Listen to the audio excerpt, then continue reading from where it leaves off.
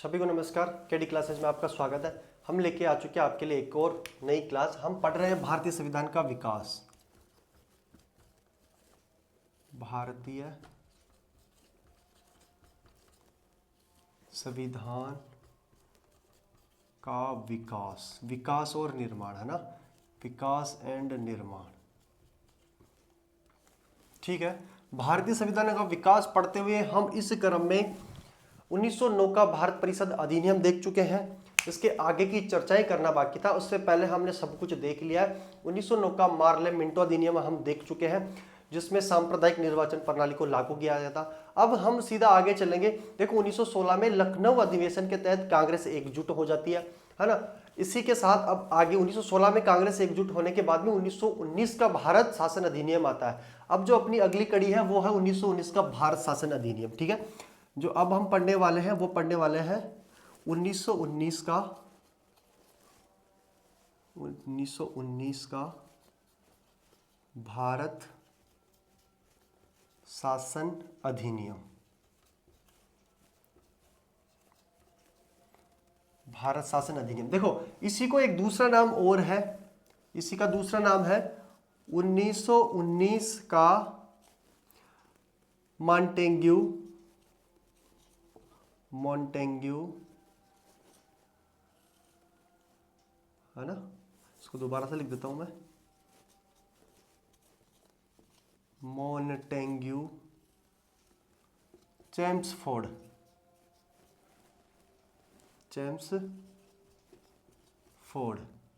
अधिनियम। चेम्सफोर्ड अधिनियम, देखो इसको समझो। 1919 का भारत शासन अधिनियम कह लो, जैसे 1909 का देखा था ना हमने, उसमें मैंने कहा था 1909 का भारत शासन अधिनियम देख लो या 1909 का मार्ले मिंटो अधिनियम देख लो। नाम दोनों का एक ही है, मतलब कि इनका नाम वहां के भारत सचिव और वाइसराय के नाम पे पड़ जाते हैं। अब देखो इसी को 1909 का भारत शासन अधिनियम भी कहते हैं, इसी को 1909 का मॉन्टेग्यू चेम्सफोर्ड अधिनियम भी कहते हैं। ठीक है, इसके दो नाम है। अब देखो मॉन्टेग्यू चेम्सफोर्ड अधिनियम नाम कैसे पड़ा, भारत शासन अधिनियम तो समझ में आता है, लेकिन मॉन्टेग्यू चेम्सफोर्ड अधिनियम नाम कैसे पड़ता है देखो इधर समझेंगे हम इसको। ये तो हो गई अपनी हेडिंग। अब हम इसके बारे में देखते हैं। देखो इस समय का मतलब क्या हो गया, मैं कह रहा हूं 1919 तक है ना। इस समय भारत सचिव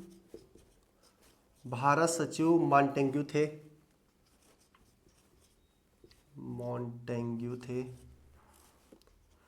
तथा वायसराय चेम्सफोर्ड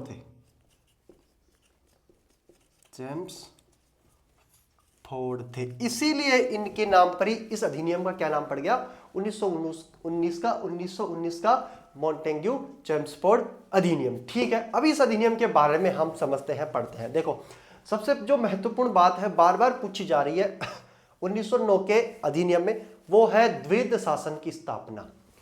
जी हाँ, 1919 के अधिनियम में ही द्वैध शासन की स्थापना की गई थी। इसी को कहते हैं दोहरा शासन। दोहरा शासन का मतलब एक केंद्र में शासन होगा, एक प्रांत में शासन होगा। जैसे वर्तमान में भारत की जो शासन व्यवस्था है वो भी दोहरी है। वो दोहरी कैसे, केंद्र के द्वारा भी शासन किया जाता है और राज्य के द्वारा भी शासन किया जाता है ना।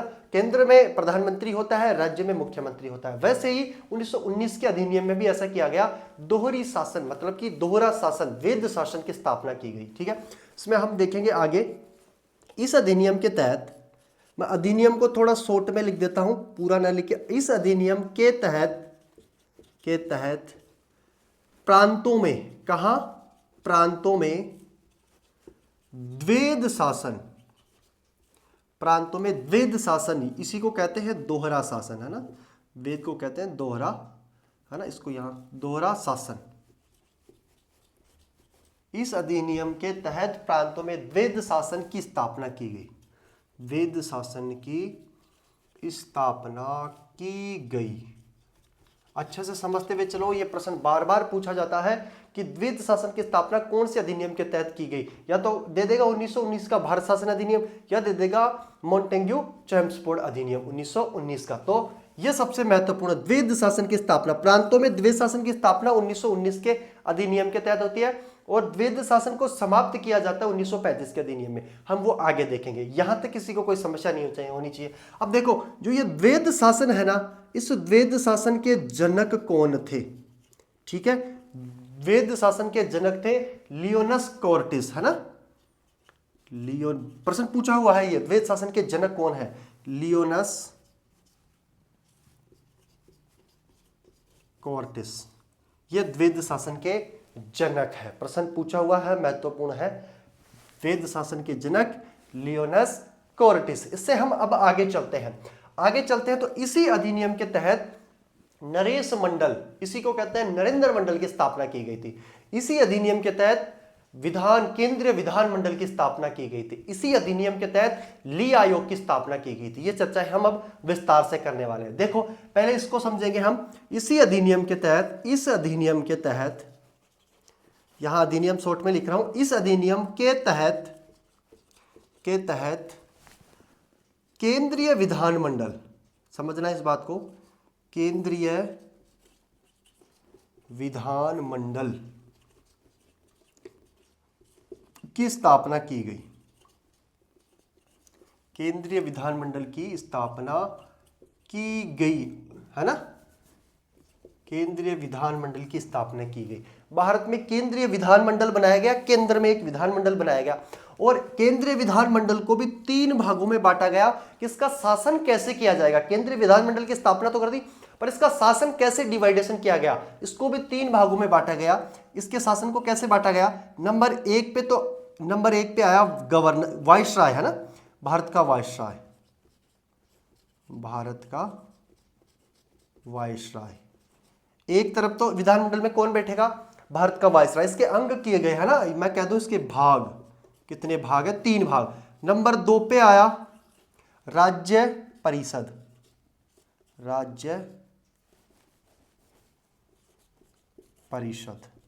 ठीक है। जो इसका तीसरा भाग है वो है विधानसभा। क्या है? विधानसभा, है ना, विधानसभा, ठीक है। इसी को विधानमंडल भी बोल सकते हैं क्योंकि विधानमंडल की स्थापना हुई है, या हम विधानमंडल या विधानसभा कह सकते हैं, ठीक है। अब देखो केंद्रीय विधानमंडल को 3 भागों में बांटा गया। एक तरफ भारत का वाइसराय होगा, एक जो भाग रहा वो राज्य परिषद का रहा, एक रहा विधानसभा का। यहां तक किसी को कोई दिक्कत नहीं होनी चाहिए। देखो अब इसको यहां तो कौन बैठेगा? वाइसराय बैठेगा। इसमें भी कुछ प्रावधान किए गए। देखो कि 1919 के भारत शासन अधिनियम या मॉन्टेग्यू चेम्सफोर्ड अधिनियम में किसकी स्थापना की गई थी? केंद्रीय विधानमंडल की। इसमें भी राज्य परिषद, ये प्रश्न कैसे आता है? 1919 के अधिनियम में राज्य परिषद का कार्यकाल कितना था? प्रश्न ऐसे आता है, अंदर से पूछ लेता है गहराई से। 1919 के अधिनियम में विधानसभा का कार्यकाल कितना था? इस जो ये गठन किया जा रहा है केंद्रीय विधानमंडल, जिनके ये 3 भाग है, इनके कार्यकाल पूछा हुआ। देखो राज्य परिषद का जो कार्यकाल है, वो तो है 5 वर्ष का, है ना। और इसके जो अध्यक्ष बनाए गए थे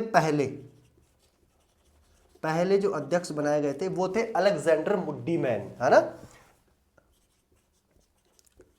अलेक्जेंडर मुड्डीमैन, इसको यहां समझेंगे, मुड्डीमैन, ठीक है। 5 वर्ष कार्यकाल है किसका? राज्य परिषद का। यह भी किसका भाग है? केंद्रीय विधानमंडल का। कौन से अधिनियम के तहत? 1919 के भारत शासन अधिनियम के तहत। यहां विधानसभा, तीसरा जो भाग है केंद्रीय विधानमंडल का, वो विधानसभा है। इसके कार्यकाल था इसका 3 वर्ष का, है ना, कार्यकाल 3 वर्ष। यहां कितने वर्ष है? 5 वर्ष। इसके जो प्रथम अध्यक्ष थे विधानसभा के वो थे फ्रेडरिक वाइट, है ना, अध्यक्ष थे फ्रेडरिक वाइट, ठीक है, फ्रेडरिक वाइट इसके अध्यक्ष थे। पूछा हुआ प्रश्न है, मैं कह रहा हूं आपको, मैं 0 से 100% पढ़ा रहा हूं, मतलब कि कुछ नहीं छोड़ रहे, हम सब कुछ यहां पढ़ रहे हैं। बस आप रेगुलरली क्लासें लो, पहले जो पढ़ाई है उन क्लासों को भी लो। विधानसभा फ्रेडरिक वाइट, ठीक है। राज्य परिषद के अध्यक्ष अलेक्जेंडर मुड्डीमैन। यहां तक किसी को कोई दिक्कत होनी ही नहीं चाहिए। देखो इसका स्क्रीनशॉट ले लो, बहुत महत्वपूर्ण बात है। केंद्रीय विधानमंडल बार बार आता है, कौन से अधिनियम के तहत? 1919 के अधिनियम के तहत। इसका स्क्रीनशॉट ले लो, फिर हम चलते हैं आगे, ठीक है, आगे चलते हैं। यहां तक किसी को कोई दिक्कत नहीं होनी चाहिए। अब हम करेंगे नरेंद्र मंडल या नरेश मंडल की स्थापना। ठीक है, मिटा रहा हूं मैं इसको, एक बार और देख लो। मॉन्टेग्यू चैम्सफोर्ड, देखो ये जो नाम पड़ा है ना वो भारत सचिव तो थे उस समय मॉन्टेग्यू, और जो वाइसराय थे वो थे चैम्सफोर्ड, इसीलिए इसका नाम क्या पड़ गया, मॉन्टेग्यू चैम्सफोर्ड। ऐसे ही 1909 का जो भारत परिषद अधिनियम था उसमें मार्ले मिंटो अधिनियम नाम पड़ा था, तो मार्ले भारत सचिव था और मिंटो क्या था, वाइसराय था। ठीक है, प्रांतों में द्वैध शासन महत्वपूर्ण प्रश्न है, इंपोर्टेंट है, बार बार प्रश्न पूछता है द्वैध शासन के बारे में, है ना, इंपोर्टेंट है। चलो आगे चलते हैं। ठीक है, समझ में आ रहा होगा, आप धीरे धीरे क्लासों को लोगे तो समझ में आने लग जाएगा आपको, यकीनन मानिए। एक बार आप रेगुलर क्लास हो तो लो, कम से कम क्लास से जैसे लोगे समझ में आना स्टार्ट हो जाएगा। अब देखते हैं, इसी अधिनियम के तहत नरेश मंडल की स्थापना की गई थी। हम आगे चल रहे हैं इसी कड़ी को जोड़ते हुए। इसी अधिनियम के तहत, कौन से अधिनियम के तहत, 1919 के भारत शासन अधिनियम के तहत, इसी अधिनियम के तहत, इसी अधिनियम के तहत नरेश, देखो इसी अधिनियम के तहत नरेश मंडल की स्थापना क्यों की जाती है, देशी रियासतों की समस्याओं के समाधान के लिए, है ना। इस अधिनियम के तहत देशी रियासतों की समस्याओं, देशी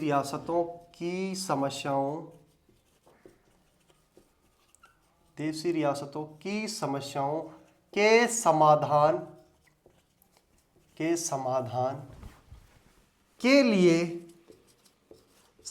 के लिए नरेश मंडल, या इसी को कह दो नरेंद्र मंडल, है ना, नरेंद्र मंडल की स्थापना की गई।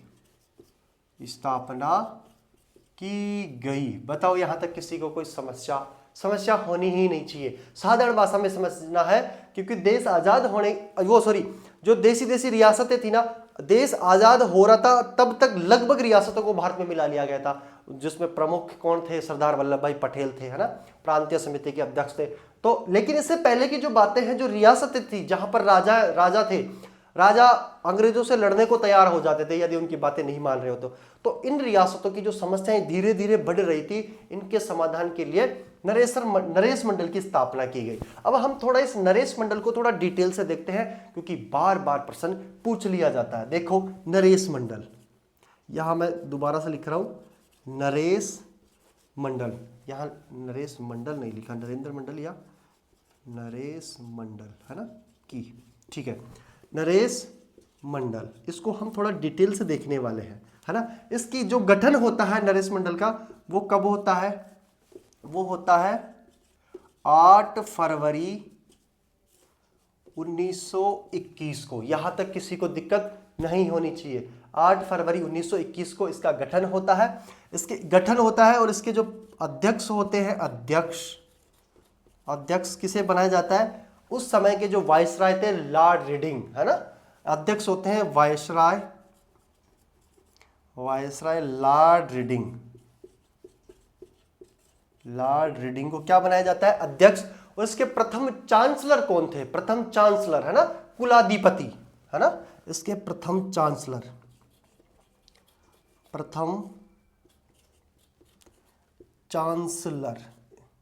इसी को कहते हैं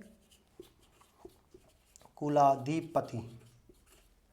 ठीक है, कुलाधिपति कौन थे, बीकानेर के महाराजा गंगा सिंह। बहुत बार प्रश्न पूछा गया है कि नरेश मंडल के प्रथम चांसलर कौन थे या कुलाधिपति कौन थे, महाराजा गंगा सिंह। कौन थे, महाराजा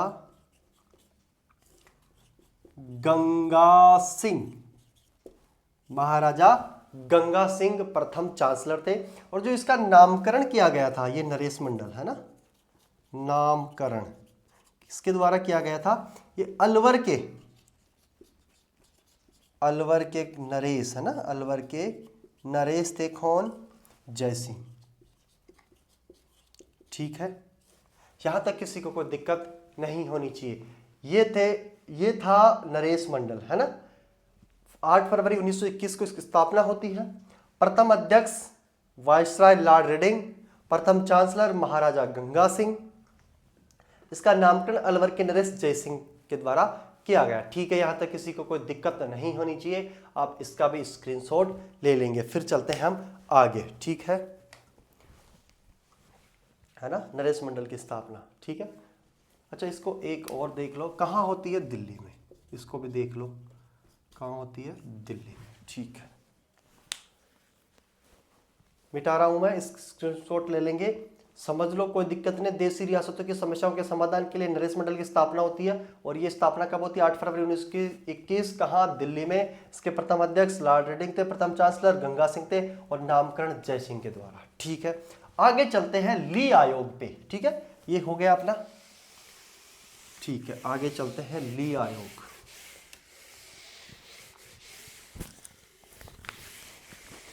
ठीक है, ली आयोग देखो, इसी अधिनियम के तहत, इसी अधिनियम, शॉर्ट में लिख रहा हूं मैं, इसी अधिनियम के तहत 1921 में ही, 1921 में ली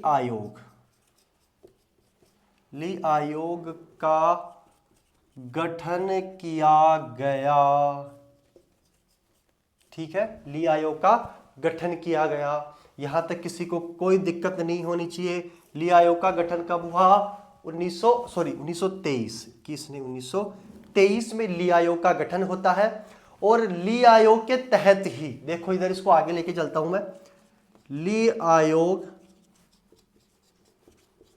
आयोग के तहत 1926 में केंद्रीय लोक सेवा आयोग, यूपीएससी, जिसको हम वर्तमान में संघ लोक सेवा आयोग कहते हैं, यहां बात हो रही है केंद्रीय लोक सेवा आयोग की स्थापना की गई। किसकी? केंद्रीय लोक सेवा आयोग, प्रश्न पूछा हुआ है, आयोग की स्थापना की गई,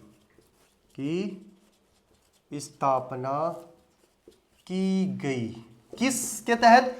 केंद्रीय लोक सेवा आयोग की स्थापना किस आयोग के तहत की गई थी? यह प्रश्न बार बार पूछा हुआ है। तो कौन सा आयोग? ली आयोग के तहत। और ली आयोग की स्थापना 1923 में हो रही है। अब देखो, केंद्रीय लोक सेवा आयोग की स्थापना की गई, तो इसके प्रथम अध्यक्ष किसे बनाया गया? प्रथम अध्यक्ष बनाया गया सर रोस बारकर को, है ना? कौन थे? सर रोस बारकर, किसके? केंद्रीय लोक सेवा आयोग के प्रथम अध्यक्ष थे। यहां तक किसी को कोई समस्या नहीं होनी चाहिए। हमने नरेंद्र मंडल को देख लिया, नरेश मंडल को देख लिया, केंद्रीय विधानमंडल को भी देख लिया, हमने ली आयोग को भी देख लिया। महत्वपूर्ण प्रश्न है ली आयोग की स्थापना का, वही बहुत बार पूछा हुआ है। 1923 में ली आयोग की स्थापना होती है और ली आयोग के तहत 1926 में केंद्रीय लोक सेवा आयोग की स्थापना होती है, जिसके प्रथम अध्यक्ष सर रोस बारकर, इसको हम यूपीएससी कहते हैं वर्तमान में। ठीक है, वही है। यहां तक किसी को कोई दिक्कत नहीं होनी चाहिए। अब देखो, इसी अधिनियम के तहत सीएजी का पद सृजित किया जाता है। इसी अधिनियम के तहत सीएजी कौन? सीएजी नियंत्रक महालेखा परीक्षक। ठीक है, इसी अधिनियम के तहत, यहां भी शॉर्टकट में अधिनियम लिख रहा हूं, इसी अधिनियम के तहत, है ना, सीएजी, यहां पूरा नाम लिख देता हूं पहले। इसी अधिनियम के तहत नियंत्रक महालेखा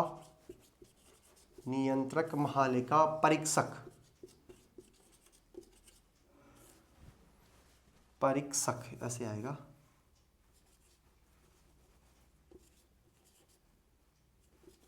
नियंत्रक महालेखा परीक्षक का गठन किया गया।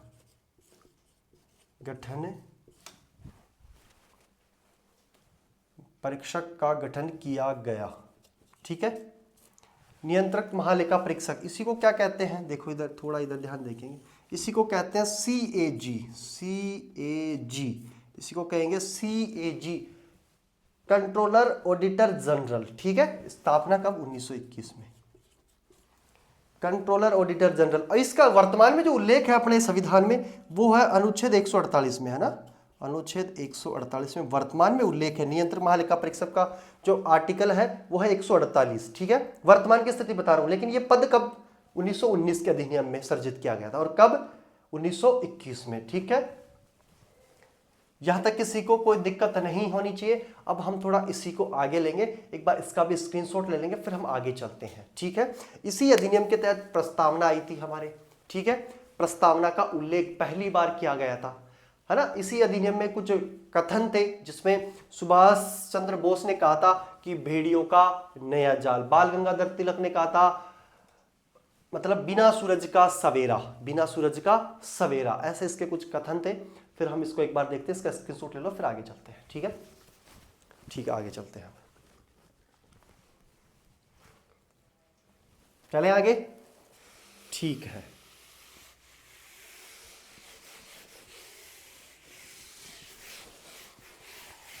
ठीक है, अब हम इसी को आगे क्रम में आगे लेते हैं। देखो, इसी अधिनियम के तहत, इसी अधिनियम के तहत,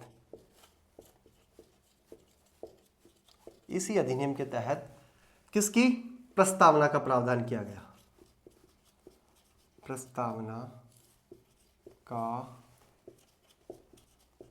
प्रावधान किया गया। ठीक है, यहां तक किसी को कोई दिक्कत नहीं होनी चाहिए। देखो, अब हम क्या करते हैं, इस अधिनियम के कुछ वो देख लेते हैं कथन, है ना। कथन का मतलब क्या क्या कथन थे इससे संबंधित, वो देख लेते हैं। मैं यहां हेडिंग लगा देता हूं कथन, कि किसने क्या कहा इस अधिनियम के लिए, है ना। मैं पहले लिख रहा हूं बिना सूरज का सवेरा, नंबर 1 पे लिखूंगा,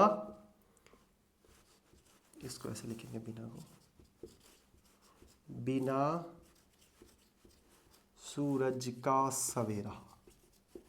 ये बात किसने कही? 1919 का अधिनियम, बिना 1919 का भारत शासन अधिनियम बिना सूरज का सवेरा है, कि सूरज है ही नहीं लेकिन सवेरा हो रहा है। ये किसने कहा था? बाल गंगाधर तिलक ने। ठीक है, बाल गंगाधर तिलक। ठीक है, नंबर 2 जो कथन की बात कर रहा हूं मैं, वो है भेड़ियों का नया जाल, या कह दें कि भारतीयों के लिए निर्मित नया जाल, भारतीयों के लिए निर्मित नया जाल, या कह दें इसको भेड़ियों का नया जाल। यहां लिख देता हूं मैं, भारतीयों के लिए निर्मित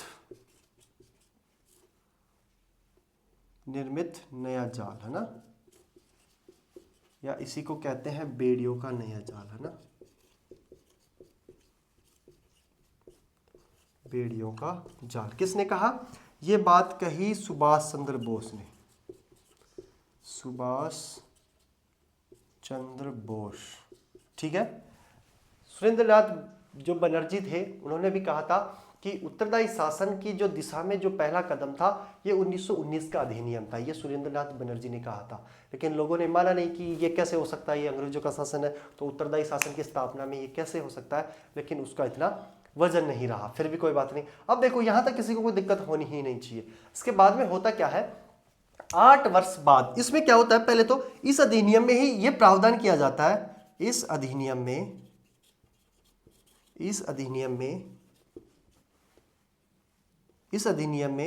यह प्रावधान किया जाता है, यह प्रावधान किया जाता है कि 10 वर्ष बाद एक आयोग का गठन करेंगे, एक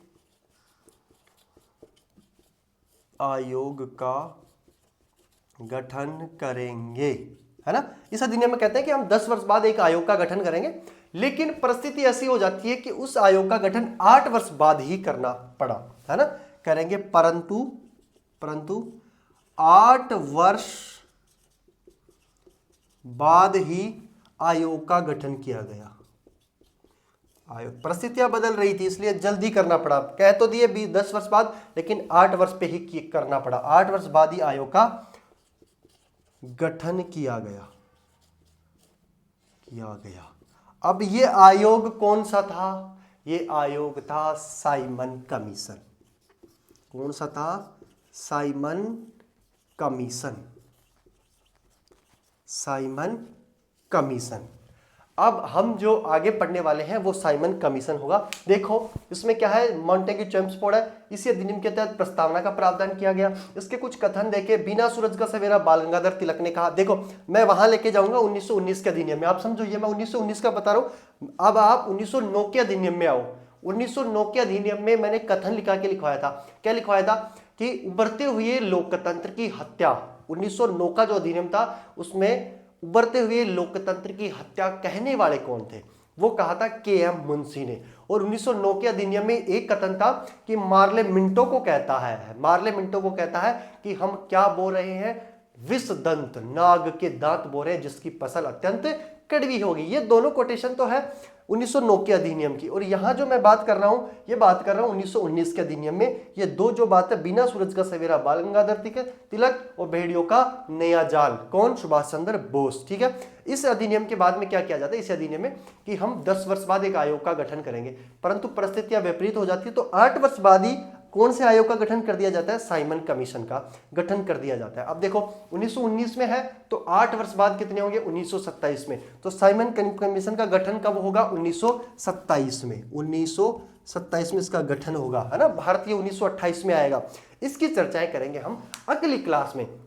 यदि आप हमारे चैनल पे नए हो तो चैनल को सब्सक्राइब करो, शेयर करो, देखा करो पूरा वीडियो, क्योंकि आप देखोगे तभी आपको पता चलेगा कि आगे क्लासों में कितनी गहराइयां हैं। तो इसलिए आपका सहयोग, सपोर्ट बनाए रखें, है ना। बाकी की चर्चाएं हम करेंगे अगली क्लास में। जय श्री राम, राधे राधे।